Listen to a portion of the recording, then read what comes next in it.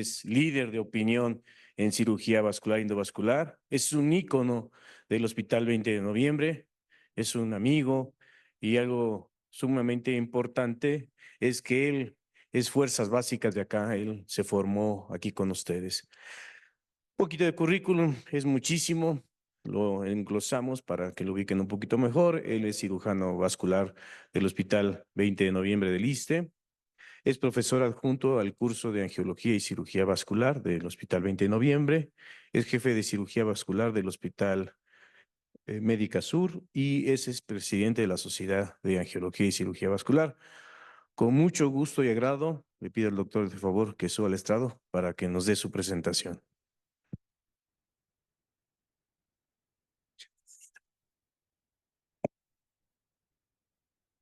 Buenos días y muchas gracias, Miguel Ángel, por la invitación, por la presentación. Es para mí no solamente un placer y un gran gusto estar aquí, sino también es un honor y creo que es un gusto siempre regresar a la casa. No volví desde que me gradué de cirujano general aquí en el año 2000 y en esta presentación haré un poquito la revisión de lo que ha sido mi carrera a la par de la angiología en esta parte de la angiología en México. Me han pedido que hable sobre la evolución de la angiología con la terapia endovascular y pareciera ser que la angiología es diferente a la cirugía vascular, pero no, son prácticamente lo mismo. Las dos estudian el diagnóstico y el tratamiento de las enfermedades vasculares, venosas, arteriales y linfáticas. Sin embargo, la diferencia es que la angiología no las trata por vía quirúrgica ni invasiva, las trata por vía farmacológica y con otros métodos, y la quirúrgica lo hace la cirugía vascular. Pero en la currícula del cirujano vascular o del angiólogo en México es la misma. Nos graduamos con los dos títulos, como angiólogo y como cirujano vascular, y hoy en día las nuevas generaciones se gradúan como cirujanos endovasculares también. Entonces ha habido una gran evolución en esto y estos últimos 20 años han formado parte de esta evolución y voy a platicarles un poquito al respecto de esto. Espero no equivocarme en el pointer. Con el de arriba, creo, ¿verdad? Bueno, algunos de los que han formado parte de esta historia de la cirugía endovascular es Egas Moniz, quien introdujo la técnica de la angiografía específicamente en el territorio cerebral y que es una de las primeras técnicas invasivas que se han podido documentar y que finalmente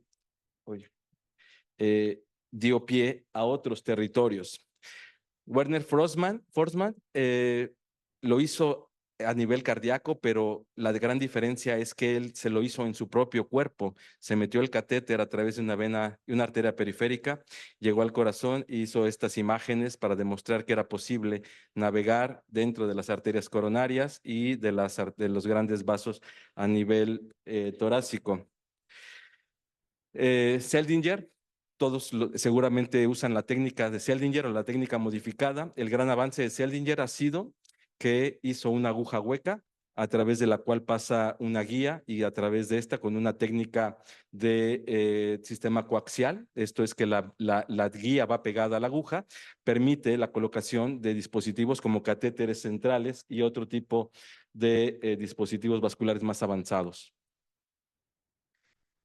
Thomas Fogarty, cuando era interno en Estados Unidos, creó el balón de embolectomía como una sonda de Foley pequeña, con lo cual pues, se han rescatado miles o probablemente hoy en día millones de extremidades inferiores y superiores gracias a este pequeño dispositivo, a este invento que tuvo este interno de pregrado, que obviamente después lo patentó y lo ha dado a conocer de múltiples formas. Charles Dotter, un radiólogo estadounidense, creó la primera angioplastía intraluminal con técnica no de balón, sino con unos dilatadores especiales que usaba y demostró que era posible hacer este tipo de procedimientos en los pacientes que tenían alguna estenosis en ese momento en alguna arteria. Judkin desarrolló los catéteres diagnósticos coronarios, de hecho uno de ellos lleva su nombre, y con estos es posible hacer técnicas mucho más selectivas de estos catéteres. Y finalmente aquí, Grunzing, que es un cardiólogo alemán que hizo la primera angioplastía coronaria y que lo hizo como un procedimiento excepcional, que nadie había tenido la idea o la ocurrencia de hacerlo. Gracias a esto, pues hoy en día se pueden hacer angioplastías no solamente coronarias, sino en otros territorios. Y pues esta es la fotografía cuando presentó su póster en un congreso de la American Heart Association en 1976, y probablemente este es uno de los pósters que más ha revolucionado la medicina y que más vidas ha salvado y de forma indirecta en el mundo. Tanto Seawards como Puel lo que hicieron fue implantar el primer stent coronario en una arteria coronaria derecha que tenía una estenosis, pero obviamente este stent coronario fue desarrollado por Julio Palmás, quien además de ser odontólogo también tenía la especialidad de radiólogo y desarrolló en su laboratorio de cirugía experimental este dispositivo o esta férula junto con Schatz. Años después lo que hicieron fue agregarle medicamento para que evitara la progresión de la neoplasia intimal en las arterias coronarias. Jock fue el pionero en la técnica de desarrollar el ultrasonido intravascular, algo que parecía no posible. Ya el ultrasonido de por sí es una herramienta sumamente importante. Ahora hacerlo por vía intravascular generaba una posibilidad de visualizar lesiones, trombos y demás de una manera más precisa y tener mediciones más adecuadas. Y pues finalmente Juan Parodi, argentino de Buenos Aires, fue el primero en reparar un aneurisma de aorta abdominal a través de una endoprótesis aórtica, y de esto vamos a hablar con mucho más detalle más adelante. Bueno, quise poner esta fotografía porque es prácticamente la única que tengo y es algunos de mis compañeros me la hicieron llegar. Ahí ven a mi maestro Fernández Hidalgo, al doctor Gutiérrez Vega. Y bueno, la pongo porque esa sonrisa que yo tengo el día que me gradué en este auditorio hace 24 años era porque había sido aceptado para hacer cirugía vascular en el hospital, en Centro Médico Nacional 20 de noviembre del ISSSTE, y tenía la posibilidad de hacer una subespecialidad. Muchos de estos compañeros, seguramente algunos de mis colegas que están aquí los conocerán. Pero, ¿por qué me fui al 20 de noviembre a hacer una subespecialidad? Bueno, lo pongo de esta manera, un poco más agradable y amigable. Y es que cuando yo era residente, una de las cirugías que más hacíamos en guardia eran las amputaciones supracondilias o infracondilias. Recuerdo alguna guardia en la que hicimos un número mayor a 8 o 9 en un solo día. Y eso era realmente algo que para mí era traumático porque no se les hacía arteriografía a los pacientes, pasaban a indicación de amputación de forma inmediata y no había un cirujano vascular que pudiera pasar a revisarlo, tocarle pulsos o hacerle algo para ver si la pierna podía rescatarse. Fueron miles de piernas las que se perdieron en este y en otros hospitales de México por no tener una valoración adecuada. Pero la misma historia sucede en todos los países de Latinoamérica porque la prevalencia de la enfermedad arterial periférica y de la isquemia crítica asociada y de la diabetes mellitus que potencia estas dos hace que los pacientes pierdan las extremidades de una forma importante. De acuerdo a un estudio que hicimos en el 2013, sustentados en el estudio Indaga que se realizó aquí en México para la prevalencia de diabetes, pudimos estimar que se amputaban 134,000 piernas al año en el país. Es un dato que no tiene ni la Secretaría de Salud, ni lo tiene tampoco el IMSS, ni ninguna otra instancia oficial, y nadie hace una política de salud al respecto. Y pues seguimos igual año tras año, a pesar de que todo esto sigue siendo frecuente. Si no sabemos cuántos son 134,000 pacientes amputados, solo calculen que al Estadio Azteca le caben 87,000 pacientes. Imagínense el Estadio Azteca siendo vaciado al final del partido, pero de todas esas personas en muletas, porque solamente se alcanzan a rehabilitar en México el 15%, cuando mucho, de estos pacientes, y eso genera una discapacidad laboral, económica muy importante en nuestros pacientes y en nuestra población. Así que, mientras yo era residente de cirugía general aquí, me di a la tarea de buscar en el R2, en el R3, en el R4, con quién ir a entrenarme para hacer salvamento de extremidad. Y encontré al que ahora es mi mentor, mi maestro, me jacto de que es mi amigo, el académico Juan Miguel Rodríguez Trejo, fundador del Servicio de Cirugía Vascular del 20 de noviembre, que ha sido pionero en el salvamento de extremidades por vía abierta con derivaciones arteriales, y cuando yo le platicaba lo que pasaba aquí en el hospital me decía, pues hay que hacer algo en el hospital. Tal fue su entusiasmo que un día vino a operar un paciente familiar de uno de los jefes de servicio de aquí, que iba a ser amputado, salvó la pierna la mamá de este jefe de servicio y pues a partir de ese momento todos los residentes de cirugía general de mi generación fuimos a rotar allá y desde que empezamos a ir al 20 de noviembre nos hemos graduado 15 residentes de cirugía general de aquí del hospital, con lo cual el número de especialistas egresados ya del ISSSTE se ha incrementado y el vínculo entre Hospital General y 20 de noviembre se abrió desde el año 2000 que yo pude pasar a ese hospital. Pero la historia marcó que en los hospitales en Estados Unidos, en la época de los 90s y los 80s, mientras más derivaciones arteriales se hacían, menos amputaciones se tenían. Y estas estadísticas que estaban siendo evaluadas en ese momento y que el doctor Pomposelli y los Yerfo, que son los líderes de la revascularización a nivel mundial o fueron en su época, pues mostraron que estos pacientes diabéticos que tenían la famosa microangiopatía no era obstructiva y que lo que tenían eran lesiones más altas y más con una posibilidad de ser tratadas mediante derivaciones arteriales y después mediante angioplastías que sabemos que son posibles. Así que en el hospital, en el 20 de noviembre, aprendí las técnicas finas para hacer derivaciones arteriales, cosa que seguramente hoy en día en los programas de cirugía vascular que tenemos aquí con el doctor Miguel Ángel Sierra, ya los residentes lo hacen de forma rutinaria para hacer derivaciones femoropoplíteas, derivaciones infrarrotulianas, derivaciones de múltiples tipos, ocupando dispositivos, collarines, parches de vena safena, para poder potenciar pues la posibilidad de que estos parches y collarines mantengan permeables las derivaciones que en el pasado se obstruían de una forma mucho más rápida y que hoy en día, gracias a estos elementos como las prótesis de PTFE, nos permiten tener también otras opciones de llegar más distalmente a arterias, incluso en la planta del pie, con técnica microquirúrgica. Obviamente todo esto representa el tener la necesidad de abrir heridas y de hacer pues una herida más en un pie diabético que ya de por sí estaba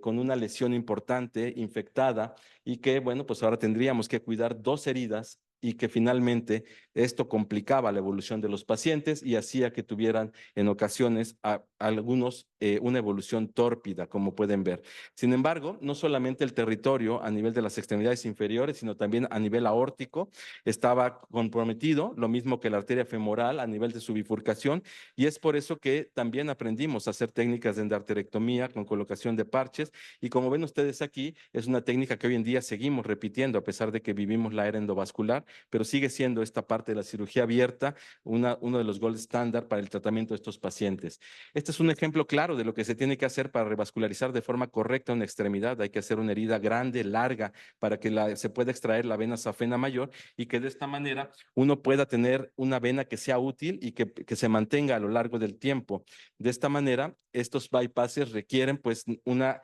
experiencia quirúrgica importante, pero sobre todo una herida grande. Y vean cómo para que pulse una vena y llegue tan largo hasta abajo, es necesario abrir por completo la piel del paciente. Si se hacen puentes, esto genera un factor de riesgo para que se obstruyan de forma temprana y no funcionen como tal. Así que la cirugía abierta tiene sus detalles y es importante hacerla de esta manera para poder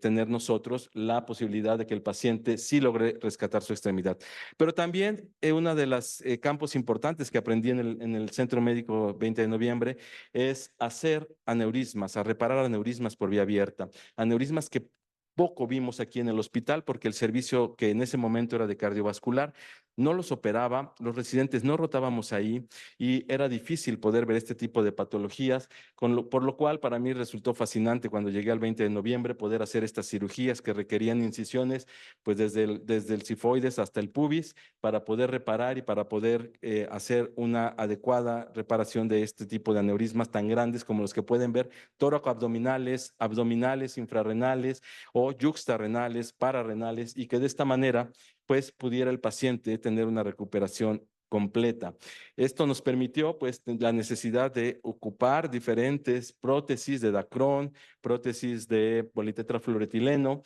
y me tocó la época de poder utilizar la mayor parte de las generaciones de estas, las que venían precoaguladas y las que venían no coaguladas todavía.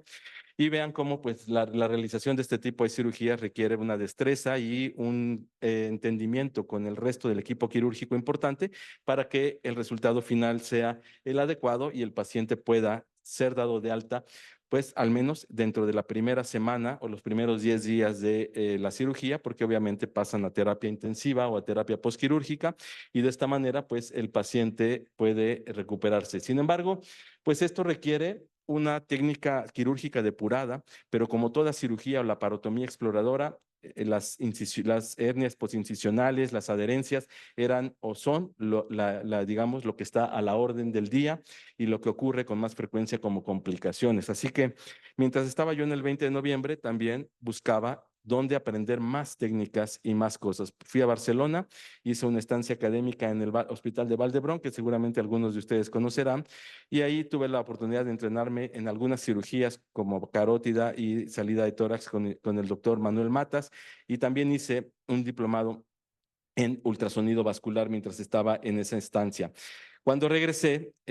al 20 de noviembre, pues obviamente yo quería hacer lo que se leía en los artículos, que era la cirugía endovascular. Sin embargo, no había en México un lugar en donde entrenarse en cirugía endovascular periférica que no fuera al lado de un cardiólogo en algún hospital, pero ninguna escuela de angiología podía ofrecer esto, ni siquiera el 20 de noviembre en ese momento. Así que en el 2003 me fui al Instituto de Corazón de Arizona, que era el hospital más grande, el hospital donde la FDA aprobaba todos los dispositivos. Para que tengan una idea, más o menos se hacían unas 6 aneurismas endovasculares al día, unas 3 carótidas al día y cirugía cardíaca o tóraco-abdominal como 2 o 3 al día. El volumen que se tenía ahí era muy alto y obviamente la experiencia que uno tenía pues era bastante cuando uno estaba rotando en esos lugares. Así que pues de la mano de mi maestro, el doctor Ted Dietrich, que es un líder y pionero de la cirugía endovascular en Estados Unidos, y del doctor Julio Rodríguez, un puertorriqueño que es el jefe, fue el jefe de cirugía vascular, pues aprendí todas las técnicas endovasculares para aorta y periféricas y cada año regresaba yo al congreso que hacía el doctor Dietrich, quien murió de cáncer cerebral del lado izquierdo, del hemisferio izquierdo, porque pues el emisor de rayos X era el que le daba más cerca en ese momento y durante años trabajó de esa manera. Así que obviamente la cirugía endovascular tiene sus riesgos y hay que saber hacerla y usarla. Y bueno, cuando regresé a México, lo que encontré es que cuando yo estaba en Arizona, el 90% de la cirugía que hacían allá era endovascular y el 10% era cirugía abierta. Cuando estuve en Valdebrón, ellos eran muy juiciosos y cuidaban su presupuesto y el 30% lo hacían endovascular y un 70% era cirugía abierta y lo hacían todo con un arco en C. Sin embargo, la sala del Arizona Heart en Phoenix era como una sala de la NASA, tenía todo, no le faltaba absolutamente nada porque era donde se probaban todos los equipos nuevos de radiología y los dispositivos. Y en el 20 de noviembre, cuando llegué, se hacía cero cirugía endovascular y se hacía solamente cirugía abierta. Los radiólogos colocaban los filtros de vena cava, hacían las arteriografías selectivas, las ortografías por técnica de Sones, por técnica convencional, pero nosotros solo entrábamos a ver y a estar ahí cerca de ellos y no había posibilidad de hacerlo. Por lo cual, viendo que en el mundo, no solo los cardiólogos, sino los cirujanos vasculares empezaban a hacer cirugía endovascular, pues nos dimos a la tarea de tratar de hacer esto en nuestro servicio. Y yo aquí en México tengo que darle las gracias a quien me permitió al menos estar con ellos y ver, como a la doctora Guadalupe Guerrero, al doctor Gustavo Fin, que los dos son de aquí del Hospital General, al doctor Enrique Chena del 20 de noviembre, a la doctora Julita Orozco también del 20 de noviembre, al doctor Alcántara, que es un radiólogo militar, al doctor Kenji Kimura, que también es un radiólogo, y que con ellos aprendí diferentes técnicas aquí. Yo aprendí a hacer aneurismas con el doctor Alcántara y me certifiqué con él ante Cook para poder ser proctor después de esta endoprótesis. Y bueno, pues con la doctora Orozco y con el doctor doctor Enríquez Chena, pues lo que hacía era entrar también a las arteriografías. Y aprendimos que había muchas enfermedades que se podían tratar por vía endovascular. Aquí les pongo la lista de lo que es posible, en tanto arterial como venoso. La lista es muy grande. Obviamente sería imposible en una plática como esta que yo quisiera abordar todas las patologías y darle los resultados de lo que sucede. Y he escogido dos patologías para poder abordar lo que sucede con esta técnica endovascular que hoy en día, y me da muchísimo gusto ver que es el gold standard de tratamiento aquí en el hospital con el doctor Sierra y su grupo, y que está el Hospital General a la vanguardia y haciendo procedimientos de última y de avanzada, como lo pueden ustedes ver en cualquier hospital en Europa o en Estados Unidos, y que bueno, creo que 24 años después, cuando vuelvo, es como volver a una película completamente diferente. Así que probablemente esta presentación sea más para los que no están en el servicio de vascular que los que están en vascular, que tienen una experiencia probablemente incluso mayor que la que yo tengo hoy en día. Y la diapositiva que les pongo ahí es la primera presentación que hice en un congreso mexicano de angiología y cirugía, de la Sociedad Mexicana de Angiología y Cirugía Vascular, en donde presentaba mi primera casuística de angioplastías de arteria ilíaca y femoral. Eran 8 pacientes. Y en ese momento, uno de los decanos de la sociedad, que estaban en contra totalmente de la cirugía vascular, decían que era the end of the vascular surgery, estaban totalmente en contra y no querían que nosotros hiciéramos esto. Se paró y me dijo que era un agravio, que yo no debía incursionar en esa técnica, y todavía más se enojó cuando leyó que yo le había puesto el nombre al servicio de angiología, cirugía vascular y endovascular, y me dijo que eso era algo que no debía haberlo puesto en la diapositiva. Después de que ya me bajé todo regañado de esa presentación,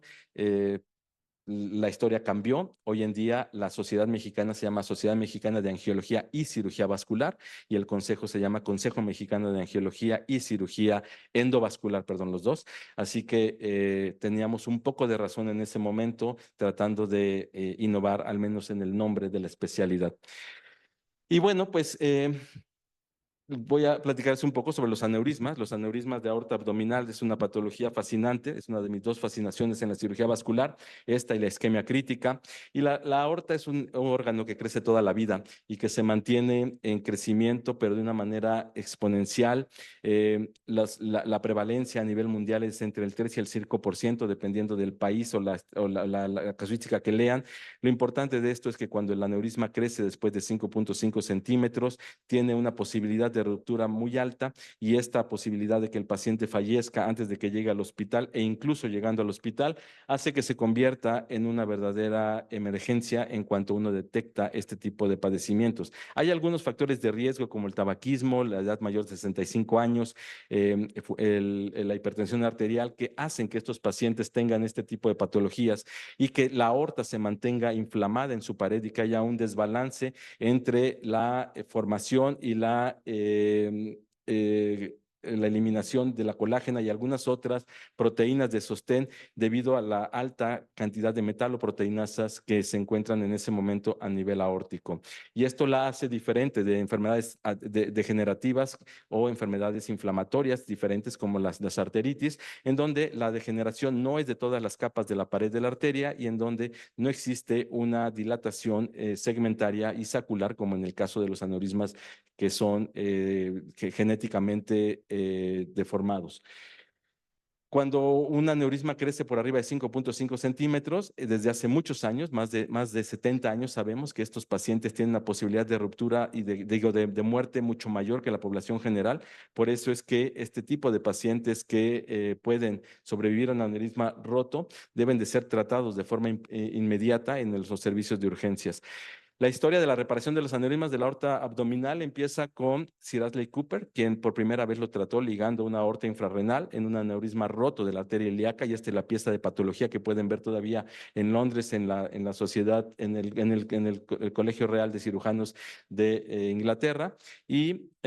siguió con el Moore, otro cirujano británico, quien intentaba meter guías dentro de los aneurismas para poderlos trombosar. Incluso algunos de ellos les puso corriente eléctrica, pero todos estos intentos fallaron. Y no fue sino hasta que Rudolf Matas intentó ligar la arteria aferente y eferente, dejar solamente las arterias colaterales. Sin embargo, esto tampoco funcionó del todo, pero mantenía la permeabilidad de la extremidad, y algo importante es que había iniciado la forma de repararlos de forma restaurativa, como decía él, y esto era generar un tubo por dentro del saco aneurismático, pero esto no lo hizo de forma directa él. Algo interesante también es que se empezaron a utilizar algunos polietilenos para tratar de envolver ese saco aneurismático, y esta fue la técnica que utilizaron con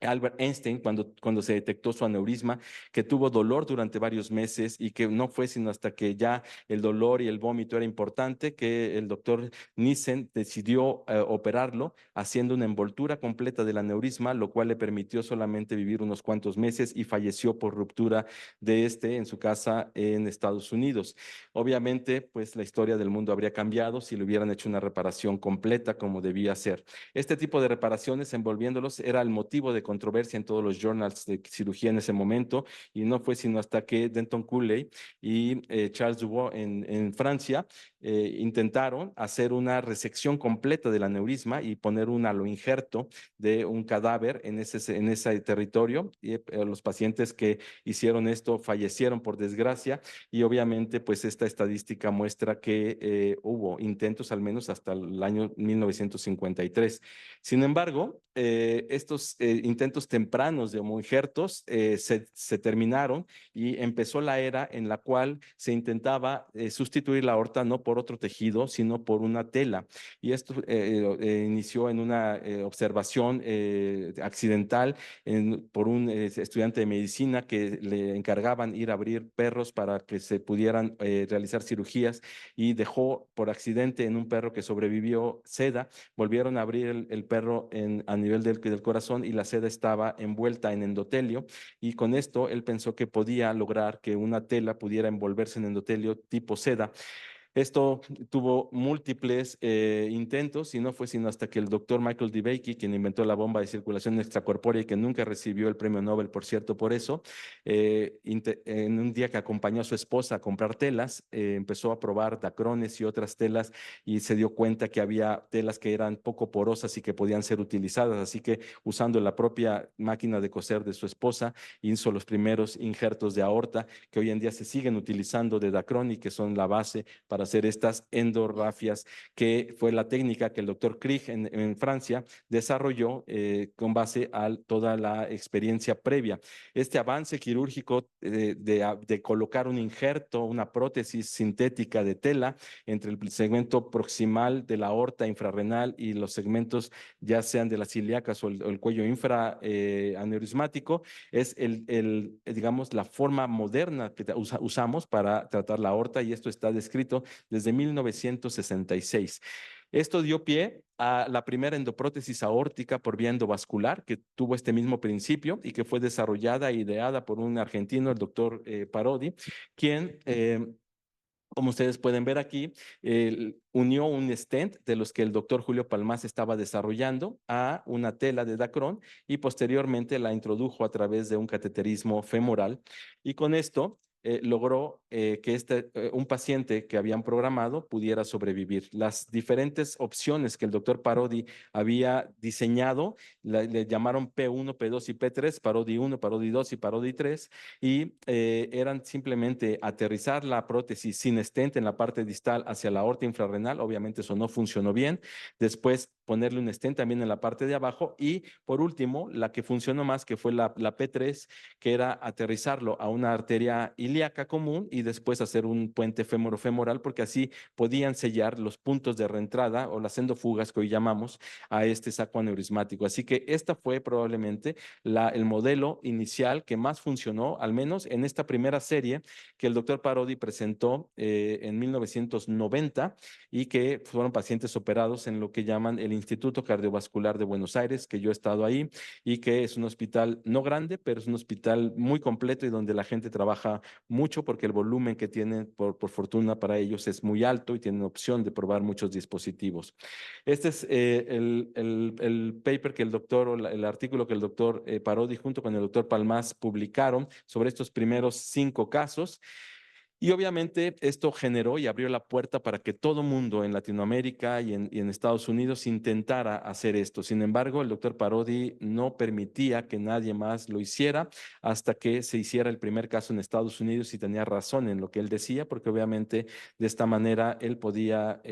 hacer más exitosa su técnica y podía ser patentada de una mejor manera. Así que muchos latinoamericanos, entre ellos aquí el doctor Frank Criado, visitaron al doctor Parodi en Buenos Aires, vieron la técnica y esto pues obviamente intentó reproducirse en otros países de Latinoamérica. Pero la historia es curiosa siempre y parece ser que los inventos suceden no solo en una parte, sino en dos sitios al mismo tiempo. Esto sucedió en Ucrania cuando la era de la cortina de hierro en la Unión Soviética y el doctor Nicolás Bolodos, que era un cirujano cardiovascular, diseñó en 1985 un stent en forma de setas que después recubrió con tela y que la literatura no pasaba la cortina de hierro de este a oeste y por lo tanto ni de este lado sabían que existía el doctor Bolodos ni el doctor Bolodos sabía que se estaba haciendo exactamente lo mismo en ese tiempo para tratar los aneurismas de aorta torácica y aorta abdominal. Este es uno de los pacientes por un aneurisma postraumático, una sección aórtica por un accidente que el doctor Bolodos trató con una prótesis que pueden ustedes ver muy similar a la que el doctor Parodi estaba haciendo unos años después. Era imposible que el doctor Parodi pudiera viajar a Ucrania en esa época y tampoco el doctor Bolodos jamás había volado hacia América o alguna otra parte fuera de Ucrania. Este es uno de los artículos también donde muestra a este y otros pacientes que operó una serie ya importante de aorta torácica y aorta abdominal, en donde usaba igual tela de Dacron y los stents. Y por primera vez, mi maestro, el doctor Ted Dietrich, en el Instituto de Corazón de Arizona, conoció al doctor Bolodos y lo trajo a Phoenix a un congreso. Esta es la foto que yo tomé cuando llegó por primera vez a América, nunca había volado él, y mostró sus casos, mostró las prótesis que él había diseñado y pues coincidían con las prótesis que se estaban diseñando aquí en el continente americano. Y bueno, pues por desgracia, este es uno de los misiles que muy recientemente Rusia había mandado a Ucrania y por fortuna no explotó, pero cayó cerca del instituto del doctor Bolodos, en donde ya no trabaja él, pero en donde trató a todos estos pacientes y pudo haber sido destruido. Esta es una foto que me tomé ese día con el doctor Bolodos y en la otra foto aparezco con otro gran amigo, el doctor Juan Parodi y el doctor Frank Bitt, que fue el primer cirujano en Estados Unidos que puso una endoprótesis aórtica para un aneurisma de aorta abdominal. Esa foto la tomé en el 2008. Esta es la foto del día que por primera vez en Estados Unidos, en Nueva York, en el Montefiore, el doctor Frank Bitt y Michael Marin hicieron el primer aneurisma, la primera exclusión de aneurisma de aorta abdominal. Y curiosamente, aunque estas endoprótesis ya tenían más desarrollo con el paso de los años, hay una patente que se hizo en 1986 que tampoco conocía a nadie, que recientemente se está dando a conocer, que tenía la misma forma de una endoprótesis como las que hoy en día conocemos y que dio origen probablemente a la endoprótesis Encure que salió del mercado. Y esto es curioso porque eso significa que la humanidad viene pensando exactamente lo mismo para resolver los mismos problemas en el mismo tiempo en diferentes partes. Hoy, con la inteligencia artificial, el Internet, todo esto es fácil pensarlo, pero en esa época, en donde no había este tipo de comunicaciones, realmente deja la duda de qué es lo que sucede cuando el conocimiento se empieza a generar de esta forma. Con el paso de los años se empezaron a dar las primeras indicaciones y advertencias de qué era lo que pasaba con las endoprótesis, fugaban, a veces se desconectaban, y esto pues obviamente hizo que diferentes casas comerciales hicieran su propia prótesis, la diseñaran y obviamente le pusieran un precio que en ocasiones llega a ser inalcanzable por algunos pacientes. Prótesis cada vez más complejas como estas que pueden ver, donde ya tienen ramas para las arterias viscerales, tanto es la arteria, el tronco celíaco, la mesentérica superior y las dos renales, y en ocasiones también para las arterias hipogástricas. Y uno de los difusores de esta parte de la cirugía endovascular es el doctor Gustavo Oderich. Él es brasileño de Río de Janeiro y trabaja en Estados Unidos. Fue el jefe de la clínica Mayo de Rochester durante muchos años después del doctor Glowinski.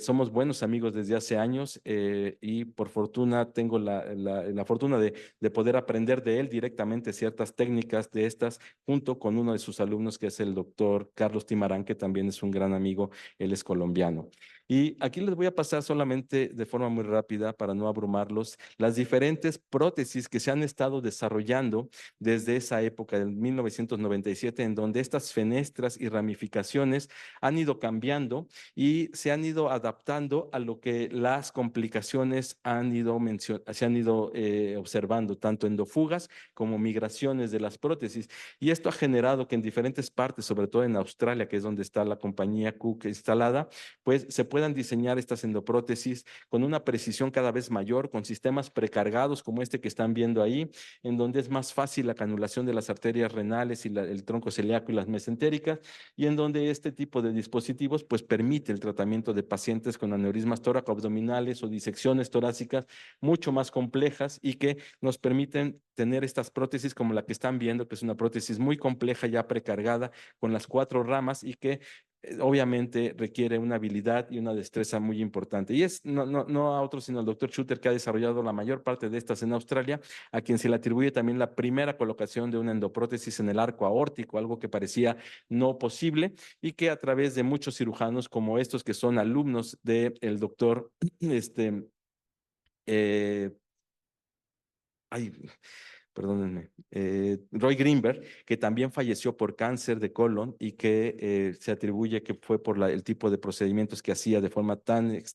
importante, pues ellos ahora difunden esta técnica. Esta es otra técnica, no a través de ramas, sino a través de lo que llamamos chimeneas, que son graft o endoprótesis paralelas y que utilizamos en casos de emergencia, cuando no podemos tener una prótesis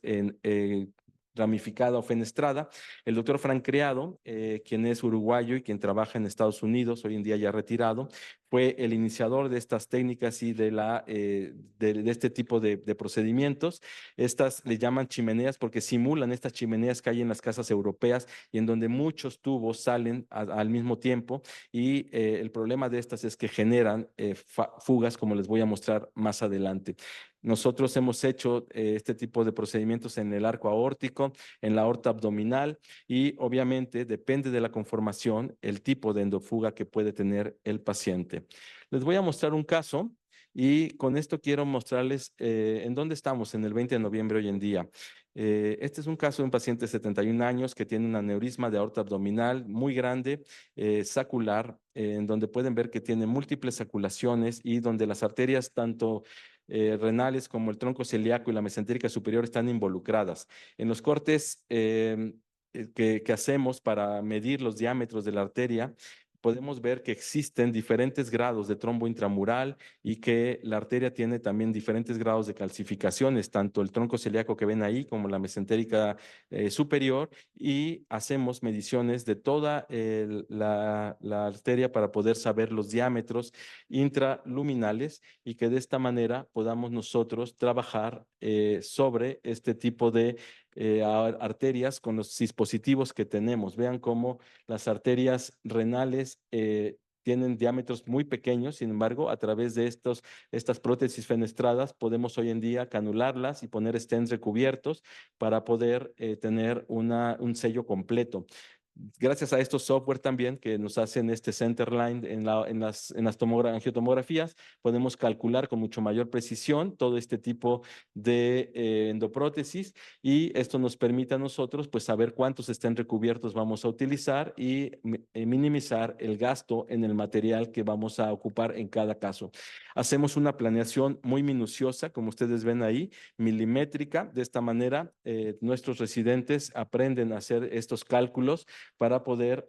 generar las fenestras en la prótesis. ¿Y por qué hacemos este tipo de prótesis y no una prótesis convencional como las que hacía el doctor Parodi? Porque se sabe que estos pacientes pueden tener complicaciones hasta en el 25% de los casos, y que estas formas de cuello que llamamos hostiles hoy en día pueden ser susceptibles a diferentes complicaciones como crecimiento del cuello de forma sostenida. Los criterios para este tipo de cuellos que llamamos hostiles han cambiado a lo largo del tiempo, y hoy en día incluso hay prótesis que se pueden utilizar hasta con 4 milímetros de cuello, y eso ya es un gran riesgo. Sin embargo, como este 25% de pacientes puede ser susceptible a un ensarchamiento del cuello, es por eso que hacemos este tipo de procedimientos. Como pueden ver ahí, estas son las formas que tenemos hoy en día de tratamiento: la cirugía convencional, las ramificadas o fenestradas y los injertos paralelos que han visto en las imágenes que les mostré.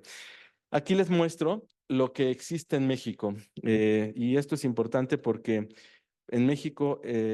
hasta el año 2024, tenemos cirugía abierta, tenemos la opción de hacer prótesis fenestradas que nosotros mismos fenestramos, o los graft paralelos, que son las chimeneas. Pero no tenemos opción de tener estos graft, estas endoprótesis que ya están hechas a la medida del paciente, pues probablemente porque la COFEPRIS no nos ayuda y porque las casas comerciales tampoco quieren invertir mucho en estas prótesis. Así que lo que nosotros seguimos haciendo en ocasiones son estos graft paralelos cuando el paciente es de urgencia, como en este caso. Vean cómo la conformación de todas las endoprótesis junto con los stents recubiertos de las renales y las arterias mesentéricas y el tronco celíaco hace que tengamos esta configuración tan compleja, llena de guías y de alambres, pero que finalmente funcionan y que el paciente puede tener una recuperación adecuada, incluso cuando hacemos el abordaje por vía braquial, por punción guiada por ultrasonido en las arterias axilares, y el paciente puede irse a casa egresado de forma adecuada en las primeras 48 horas, si todo va bien, porque lo hacemos todo percutáneo, ya ni las ingles abrimos para hacer disección de estas arterias. Esto lo hacemos prácticamente y únicamente en casos de urgencia, como esto que hicimos durante la pandemia, que era un aneurisma roto y que había que entrar a corregirlo, y solo había opción de hacerlo por esta técnica fenestrada, digo, de graft paralelos o chimeneas, y el paciente salió bien, pero tiene una pequeña endofuga que ustedes ven ahí arriba, y que finalmente esto pues condiciona el seguimiento estrecho del paciente, y que es una de las grandes desventajas porque el saco aneurismático puede volver a presurizarse y puede romperse nuevamente este aneurisma, pero mientras no haya otro tipo de prótesis, esta es la que usamos. Hoy sabemos cuáles son las vías de estas endofugas y son lo que llamamos las goteras, o sea, esos pequeños espacios entre la endoprótesis y los stents recubiertos, y que pueden ser pequeños o pueden ser grandes, como este que tuvimos y que hemos seguido durante un año, y que el paciente no ha cambiado el diámetro del aneurisma, pero también tiene un riesgo alto de que crezca más o incluso se rompa. Y esto es importante porque pues estas endoprótesis pueden no quedar en el momento que las colocamos en la posición que queremos, ni los stents, y por eso tener este tipo de errores o de posibilidad de endofugas, como ven aquí, entre los componentes de la endoprótesis y los stents recubiertos. Esto es lo que tenemos como estadística de nuestros pacientes. Son pacientes que tienen básicamente aneurismas yuxtarrenales o pararrenales, de los que hacíamos con esta técnica. Y bueno, nuestras tablas de Kaplan-Meier de sobrevida son buenas, son similares a las que tienen los pacientes operados por vía abierta. Sin embargo, la tasa de reintervenciones sigue siendo alta en este grupo de pacientes. Hoy en día tenemos solamente la posibilidad de hacer esto, y si queremos hacer endoprótesis fenestradas como las que les voy a mostrar, las tenemos que hacer a mano, que es prácticamente una técnica muy artesanal, como digo yo, porque hay que hacer todos estos cálculos y estas fenestras prácticamente a mano. Esto es lo que aprendí a hacer con el doctor Timarán y con el doctor Oderich, y pues obviamente, como ven, es un cálculo milimétrico de dónde y de coordenadas de dónde tienen que hacerse para poder navegar, pero hoy lo hacemos guiados por la impresión tridimensional en impresoras 3D de la aorta de nuestros pacientes. Es una impresión con un modelo 1:1, y esto nos permite hacer la fenestra de una manera más precisa del sitio en donde se encuentra cada una de los ostium de estas arterias, tanto las renales como las arterias mesentéricas y el tronco celíaco. Tenemos una lista grande de materiales que se utilizan, y por eso son procedimientos que a veces exceden los 2 millones de pesos de material, y por eso hay que saber bien a qué paciente sí le podemos hacer esto y qué paciente no es buen candidato para este tipo de dispositivos, porque obviamente el costo es importante en las instituciones de salud como en las que estamos nosotros. No avanza la presentación, no sé si la quieren avanzar allá, Manuel. Este es un video que está, digamos, acelerado, solo para mostrarles que sacamos la prótesis de donde viene, la volvemos a montar, pero primero hacemos todo el marcaje de las coordenadas y de dónde van los orificios. Hacemos las fenestras prácticamente a mano, con sutura y con alambre de lazos recuperadores. Ponemos la impresión 3D para ver que quede exactamente en donde necesitamos la fenestra. Esta técnica la aprendimos a hacer con el doctor Timarán. Él estuvo con nosotros los primeros 6 casos. Hoy en día llevamos 38, ya los hacemos nosotros solos y ya en algunos casos yo también asisto como proctor a algunos hospitales también a hacerlo. Es una técnica que es reproducible, es lenta, es una técnica que tarda por lo menos unas 4 horas todo el procedimiento, pero que hecha con la precisión necesaria permite que el paciente pueda tener una adecuada posición de la endoprótesis y de todas las ramas que necesitan colocarse. Así que este es el resultado final de la prótesis. Después de esto hay que volverla a meter en la vaina que viene montada de forma original por la casa comercial en la fábrica y estos son los accesos que tenemos en la ingle, también el acceso a nivel de la arteria subclavia en el tórax y el trabajo de la liberación, pues es un trabajo lento que nos permite cateterizar cada una de las ramas desde la vía superior por la parte de la arteria subclavia hacia la mesentérica y el tronco celíaco y nos apoyamos de esta tecnología que llamamos Vessel Navigator, que nos permite ya no utilizar medio de contraste, sino navegar sobre esta imagen virtual que tiene la compañía Philips en su sala de hemodinamia y que nos ha permitido usar menos contraste y trabajar mucho más rápido en la canulación de cada una de las fenestras, lo mismo que con el ultrasonido intravascular, que ven esa sonda del lado izquierdo, que nos permite orientarnos y hacer una canulación más precisa. Ahí van a ver cómo canulamos cada una de las arterias, dejamos las guías, los catéteres y posteriormente avanzamos los stents recubiertos dentro ya de la endoprótesis y una vez que tenemos todo esto montado, pues hacemos la arteriografía selectiva de cada una de las ramas para ver que sí estemos en todas estas. Dejar ocluida una mesentérica superior significa que el paciente fallece, dejar ocluida una arteria renal significa que el paciente pues queda con insuficiencia renal aguda, a veces no recuperable, y esto es importante porque no tenemos otra opción de tratamiento más que hacerlo por vía endovascular o de plano hacer una laparotomía. Al final de todo, vean cómo ese aneurisma tan grande que vieron al principio puede ser totalmente excluido por vía endovascular y la imagen final nos permite saber que tenemos una buena cateterización de todas las ramas. Aquí vean cómo sí se usa medio de contraste para algunas de las cateterizaciones y para probar que está bien el catéter dentro de la arteria que necesitamos, pero no durante el resto del procedimiento. Por eso es que utilizamos esta tecnología del Vessel Navigator. Esta es la arteriografía final. Vean cómo el aneurisma queda completamente excluido, ya no se llena el saco aneurismático y cuando lo ponemos contra la angiotomografía de forma virtual, nos damos cuenta que realmente sí hay una, déjenme, me regreso, que realmente sí está excluido por completo el aneurisma y que valió la pena el trabajo, aunque fue largo. Creo que ya se atoró ahora sí. ¿Sí la pueden avanzar? Ah, perdónenme. Y este es, bueno, el resultado final, ya en la reconstrucción tridimensional al mes, vean como las 4 ramas están completamente excluidas, no hay datos de endofuga y bueno, pues el paciente quedó bien. Comparando nuestra estadística, los fenestrados contra las chimeneas, nos damos cuenta que solamente las endofugas tipo 1A, que son las que vienen por la parte superior, tenemos una diferencia estadísticamente significativa. Con la técnica de fenestras no hay endofuga, a diferencia del 31% que tenemos en esta técnica de chimeneas, y la mortalidad también tiene una diferencia estadísticamente significativa, siendo menor en esta última técnica, aunque es más larga. Esta es nuestra casuística de los últimos 18 años desde que empecé esta técnica en el 20 de noviembre. Vean cómo hemos hecho cada vez más cirugía endovascular en las barras azules y aquí esto es cuántos por vía percutánea hemos hecho últimamente, que son ya la mayoría, lo hacemos por vía percutánea. No tenemos complicaciones graves por vía percutánea, no hay hematomas, es mucho más rápida la recuperación del paciente y obviamente también lo que es las técnicas fenestradas han ido incrementando, son las barras en blanco. Vean cómo corresponden más o menos al 20% de nuestra población de pacientes con aneurismas. Nuestra sobrevida general es adecuada y corresponde a los pacientes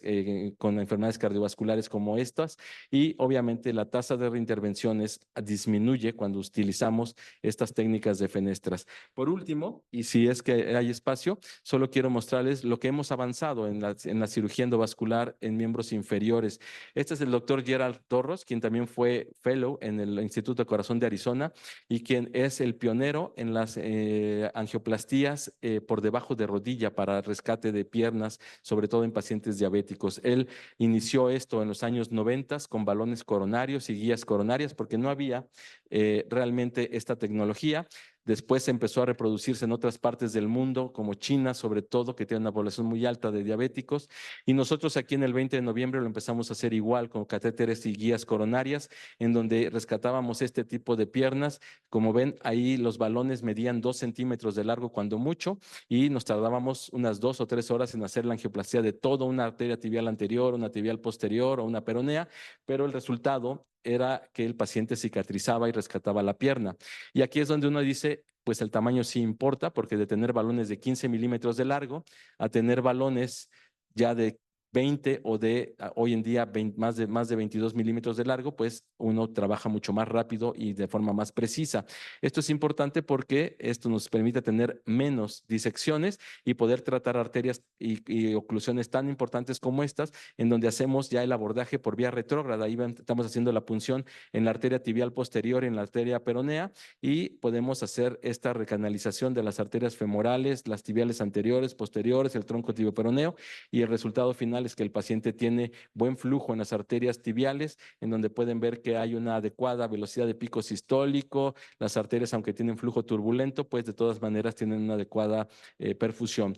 Nuestras pacientes corresponden a pacientes diabéticos en más del 90%, con todas las comorbilidades que ustedes también tienen aquí en sus pacientes diabéticos, pero que tienen isquemia crítica, y que es lo importante. Nosotros aprendimos que mientras podamos revascularizar el arco plantar, estos pacientes tienen la opción incluso de ser amputados a vía transmetatarsiana y rescate incluso del talón para que puedan rehabilitarse mejor. Y obviamente las complicaciones no están exentas, pero son menores cuando trabajamos con el material adecuado. Probablemente algunas de estas pacientes, su mortalidad está incrementada porque se asocia la falla renal, y estos pacientes tienen obviamente una mortalidad incluso superior a los pacientes diabéticos o hipertensos sin falla renal. La tasa de salvamento que tenemos es del 83.9%, que es una tasa alta. La permeabilidad de las arterias que están tratadas o se les ha hecho angioplastía es del 96%, y vean el resultado final. Podemos hacer amputaciones incluso digitales gracias a que tenemos la posibilidad de perfundir estas extremidades de esta manera. Hoy utilizamos dispositivos como los aterotomos, que también utilizan aquí mis compañeros de angiología, y que pueden ver cómo abordamos al paciente tanto por la pierna, una punción en el tercio superior de la pierna, en la tibial anterior, y después hacemos el debulking de la arteria y de la placa de ateroma para poder limpiarla, poner un balón medicado y utilizar la menor cantidad de stents hoy en día. Este es un caso muy complejo en donde tuvimos que utilizar un balón, una angioplastía con un stent que se llama Supera, y que desde el año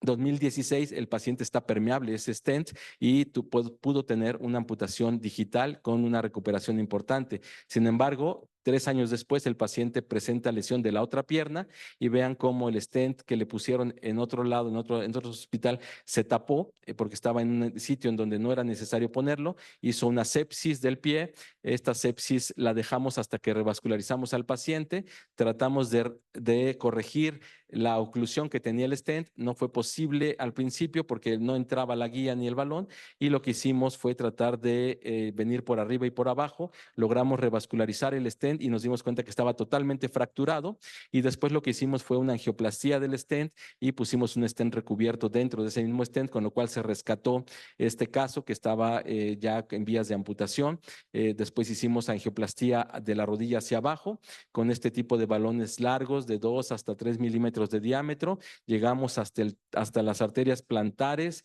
utilizamos balones medicados en la parte superior para evitar que tenga hiperplasia intimal temprana, y el resultado final es que el paciente tiene buen flujo rápido, adecuado hacia la parte inferior. Este es el stent Viaband que pusimos para recubrir el stent que se había fracturado, y al final, como ven, tratamos también las estenosis de las arterias a nivel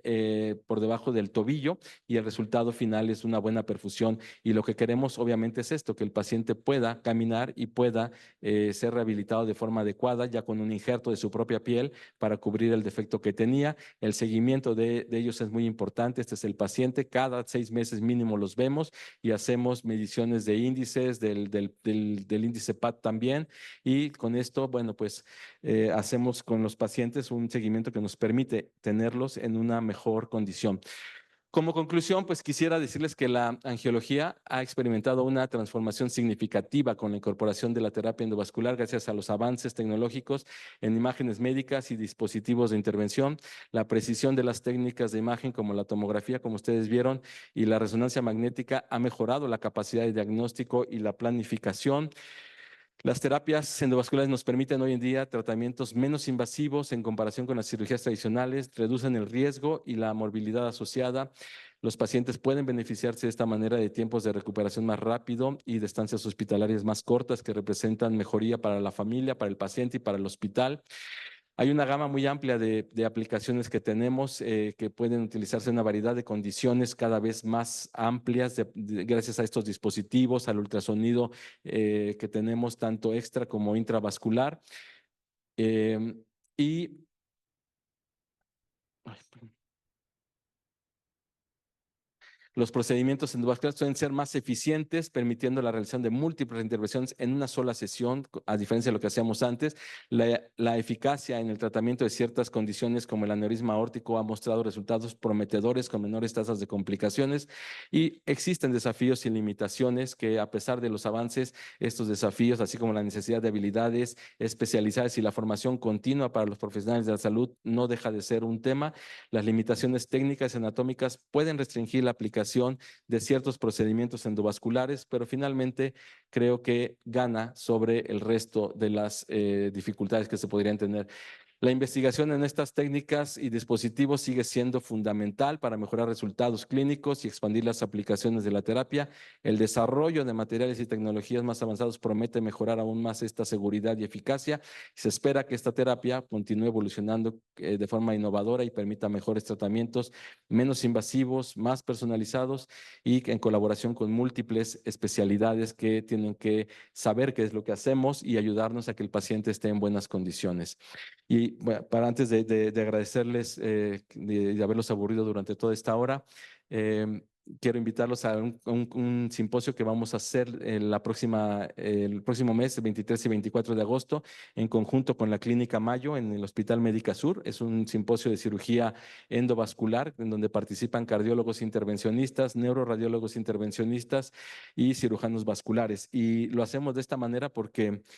todavía en la Sociedad Mexicana de Angiología hay quien dice que uno no debe de compartir el programa con cardiólogos intervencionistas, y yo siempre digo y me jacto y me da mucho orgullo decirles que yo me entrené con cardiólogos intervencionistas, con radiólogos intervencionistas, y que gracias a eso creo que tengo la posibilidad de tener técnicas que probablemente no tenemos. Hoy me parece un motivo para felicitar al doctor Sierra y a su grupo, porque durante algún tiempo nosotros fuimos la única escuela que pudo tener un curso de cirugía endovascular. Mis residentes, desde que nosotros empezamos, ya no tuvieron la necesidad de irse a entrenar a un hospital a Estados Unidos o a Europa solamente para rotaciones pequeñas. Y hoy en día veo que hospitales como este son